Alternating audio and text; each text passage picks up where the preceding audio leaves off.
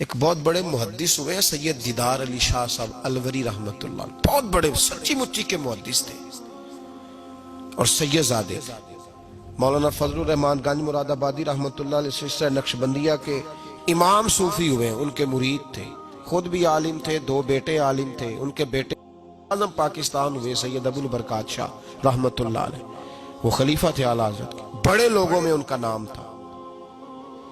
سید دیدار علی شاہ صاحب رحمت اللہ علیہ کے دوست تھے سید نعیم الدین مراد آبادی، وہ مراد آباد میں رہتے تھے۔ سید نعیم الدین مراد آبادی بھی اعلیٰ حضرت کے خلیفہ ہوئے۔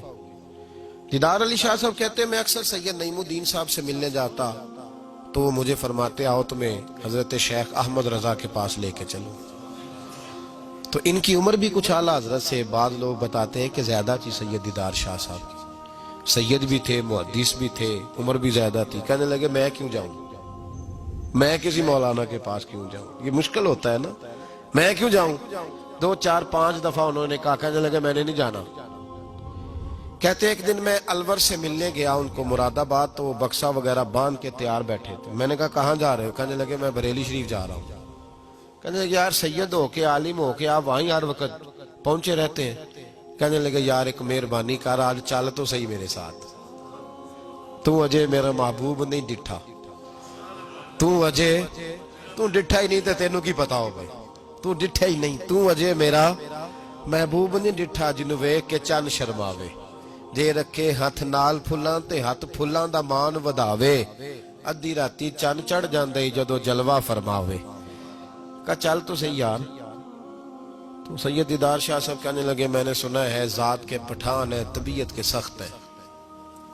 کہنے لگے یار چل تو صحیح، ذات کے پٹھان ہے، طبیعت کے۔ کہتے دونوں کے درمیان بات ہوئی، پر سید صاحب نے مجھے تیار کر ہی لیا، میں بریلی شریف چلا گیا۔ فرماتے ہیں جب ہم بریلی شریف پہنچے تو رضا مسجد کے اندر نا عصر کی جماعت ہو رہی تھی۔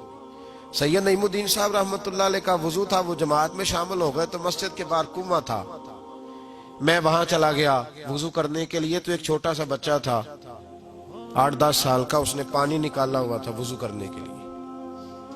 سید دیدار شاہ صاحب کہتے ہیں میں نے جلدی سے جا کے نا پانی اٹھایا، میں نے کہا کوئی خادم ہے نمازیوں کو وضو کراتا ہے، میں نے پانی اٹھایا تو بچہ کہنے لگا بابا جی اجازت تو لے لو پہلے۔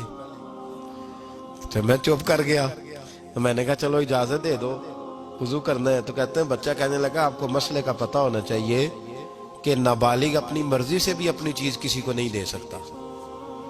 فرماتے ہیں میرے اسی وقت دماغ میں گھنٹیاں بجی، میں نے کہا سید دیدار علی شاہ احمد رضا کے مدرسے کے تو نابالغوں کا علم بھی تجھ سے زیادہ ہے، اس کے مدرسے کے تو نابالغوں کا علم بھی تجھ سے زیادہ ہے۔ چھوٹا بچہ کہنے لگا آپ کو مسئلے کا نہیں پتا کہ نابالغ اپنی مرضی سے بھی اپنی شے نہیں دے سکتا۔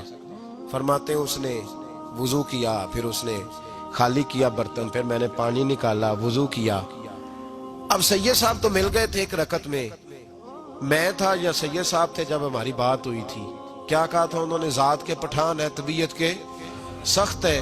کہتے ہیں سید صاحب جماعت میں شامل ہو گئے، ان کی رکعتیں باقی تھی، وہ نماز پڑھ رہے تھے، اعلیٰ حضرت مسجد کی سیڑھیاں اتر رہے تھے، میں چڑھ رہا تھا، رستے میں ملاقات ہوئی۔ تو فرماتے ہیں فاضل بریلوی نے سید سمجھ کے میری بڑی قدر کی، انہوں نے جو جھک کے سلام کیا اور میری دست بوسی کی اور مجھے سینے سے لگایا، تو میں ان کی طبیعت پہ حیران ہو گیا، سنا کچھ تھا اور پھر کسی نے تعارف بھی نہیں کرایا، میری آنکھیں دیکھ کے سمجھ گئے سید زادہ ہے۔ فرماتے میں نے نہ دھیمے لہجے، متاثر ہی بڑا ہوا تو میں نے دھیمے لہجے میں ایک بات پوچھی۔ جب بات ہوئی تھی تو میں اور سید نعیم الدین صاحب تھے، اور یہ مجھے پاکا ہے کہ ان کی اعلیٰ حضرت سے ملاقات نہیں، وہ تو نماز مکمل کر رہے۔ فرماتے میں نے پوچھا اعلیٰ حضرت سے حضور طبیعت کیسی ہے؟ تو مسکرا کے فرمانے لگے طبیعت کا کیا بتاؤں، ذات کا پٹھان ہوں، طبیعت ذرا سختی ہے۔ کیا بتاؤں تمہیں طبیعت کا، ذات کا پٹھان ہوں تو طبیعت ذرا سختی ہے۔ فرماتے ہیں بس میرے وجود پہ تو بجلیاں ہی دوڑ گئی، میرا تو حال ہی غیر ہو گیا۔ حال ہی اولیاء کیا ہے؟ جواسیس القلوب، او بھائی یہ تو دلوں کے جاسوس ہوتے، انہیں تو خبر ہوتی ہے پہلے سے، پتہ ہوتا ہے۔ فرمانے لگے بس ذات کا چونکہ پٹھان تو طبیعت ذرا سختی ہے۔ فرماتے میں نماز پڑھ کے لوٹا، ان کی خدمت میں بیٹھے، میں تو انہی کا ہو گیا، مجھے تو خرید لیا، تیری پہلی نظر کا وار توبہ۔ دل اب تک دعائیں دے رہا ہے. کہتے ہیں بس میں تو انہی کا ہو کر رہ گیا, اب حال بڑا منفرد ہو گیا.